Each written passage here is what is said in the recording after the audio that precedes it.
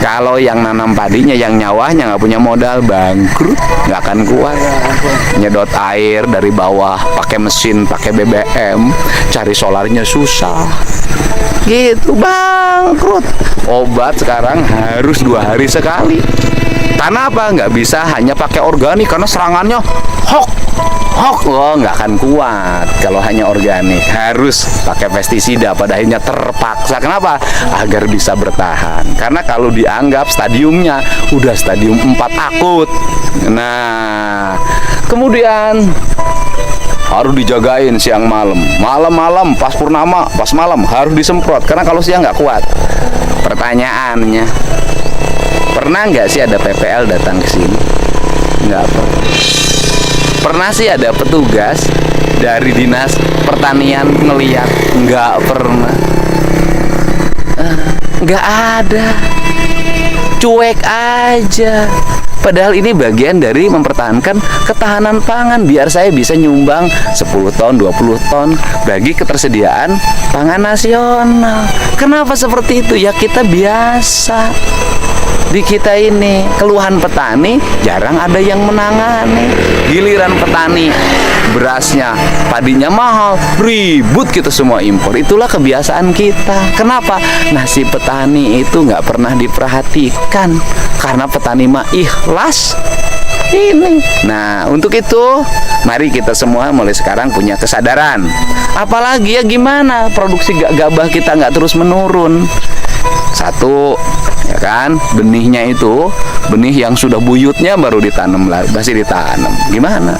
2, dapetin pupuk agak susah.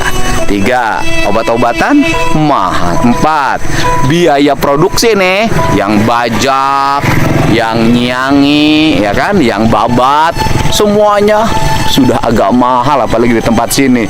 Udah mahal. Ibu-ibu yang ngerambet dari pagi jam 7 sampai jam 12, di sini udah berapa? 80.000. Gimana? Mahal, Pak. Nah, kemudian apalagi? Coba lihat deh. Tanah-tanah tuh, mulai Bekasi, Rawang, Jakarta, gitu-gisan gitu loh. Tanah-tanah sekarang masif lah pembangunan pemukiman. Gitu loh, pemukiman di tanah-tanah warga terus nggak pernah berhenti. Gimana? Kenapa? Tata ruang kita salah. Setelah itu apalagi ngeevaluasi tata ruang, susahnya luar biasa. Saya ketika jadi bupati ngeevaluasi tata ruang, pengen ada perubahan ruangan hijaunya diberesin 5 tahun sampai sekarang nggak kelar-kelar. Kenapa? Lama di provinsinya, muternya luar biasa. Ini negeri ampun.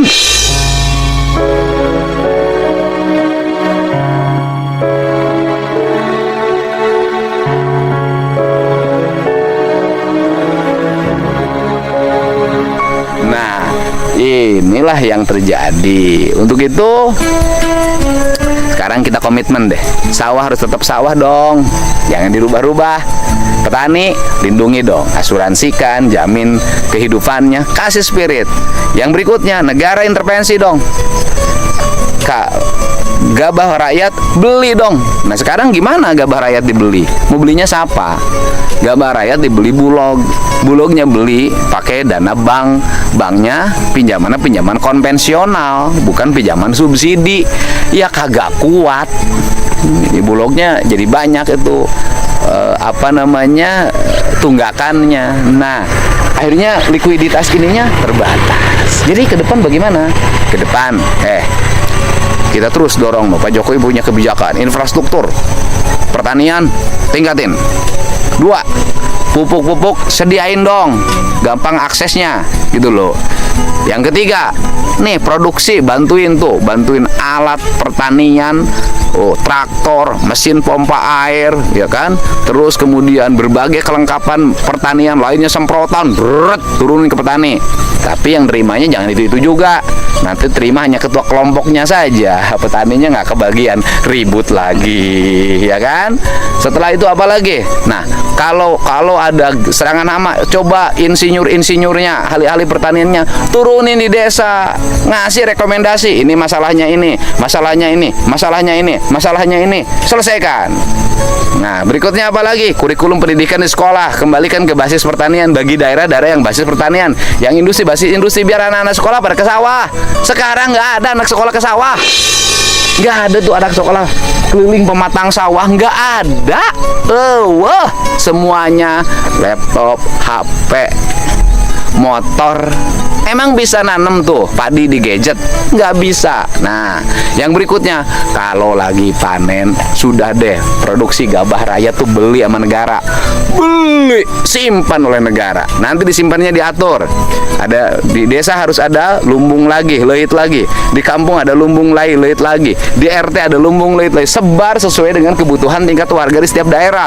Kalau daerah ini per tahun butuh 100 ton, di daerah itu simpan 100 ton. Daerah ini butuh 50 ton, daerah itu butuh 50 ton. Semua tersistem dengan baik. Kan pemerintah punya Babinsa, Babin Kaptimas, itu gampang kontrolnya. Beli seluruh produksi gabah warga. Nah, ya kan? Nah, kalau sudah situ, petani semangat dong. Ya kan, kalau jual gabah misalnya 650, 700, apalagi sekarang bisa 800.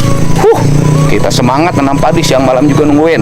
Tapi kalau harga gabahnya 350, 400, bangkrut Pak, rugi. Ya, udah semangat. Nah, yang terakhir nih urusan beras. Beras itu akan menjadi gula karena salah tata kelola. Satu, padinya itu kadar air dan pestisidanya tinggi.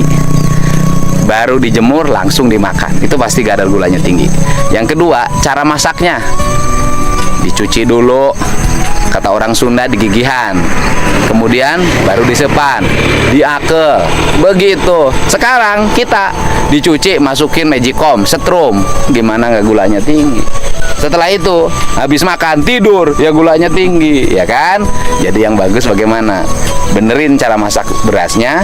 Beras yang dipakainya jangan beras baru karena kadar gula tinggi. Setelah itu jumlahnya jangan terlalu banyak. Setelah itu bergerak. Nah, kalau tukang nyangkul habis makan di saung nyangkul, kebakar lagi kalorinya, nggak ada masalah.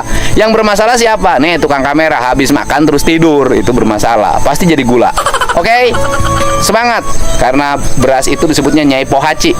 Padi itu Nyai Pohaci, lambang dari apa? Kelembutan. Perlakukanlah padi sebagaimana engkau memperlakukan anak dan istrimu. Di situ akan dapat keberkahan. Saya buktikan ya. Di tempat ini banyak orang yang nyawahnya hanya 1/4 hektar. 1/4 hektar itu setara dengan 2.500 meter.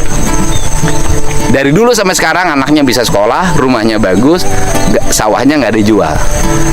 Yang bisnis tuh, yang pelihara kandang bebek, pelihara kandang ayam, merubah tata ruang sawah menjadi peternakan, lalat di mana-mana, nggak peduli tetangga. Apa yang terjadi? Ada bangkrut, sawahnya juga dijual. Ingat, melihara padi bukan hanya keuntungan, jauhlah kalau dari untungan dari padi mah, tapi keberkahan. Keberkahan dampaknya apa? Sawahnya utuh, tidak dijual, anak-anaknya pada sekolah dan pada soleh. Itulah berkah dari nanam padi. Saya adalah orang yang mencintai padi. Saya ditawarin nanam apapun nggak mau. Saya mah pengen tetap padi, karena padi sawah bukan hanya sekedar sarana produksi, tetapi sarana rekreasi. Biar tidak stres. Stres gimana? Kalau harga gabah 300.000 ya stres.